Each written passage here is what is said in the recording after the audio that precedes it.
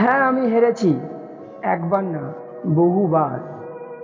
কখনো নিজেকে হারিয়েছি, কখনো হারিয়েছি আশাটা, বিশ্বাসটাও। অনেক মানুষ বলেছে ও কিছুই পারবে না।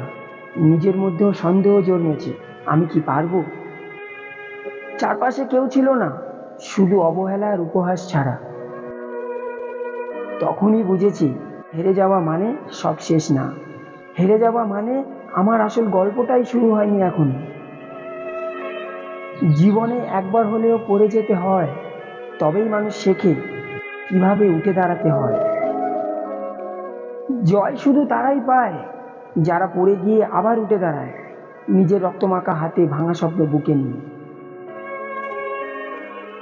তাই থেমে যেও না, কারণ আজ তুমি হেরেছো মানে এই নয় তুমি শেষ। তুমি হয়তো এখনো শুরু করোনি ঠিক মতো।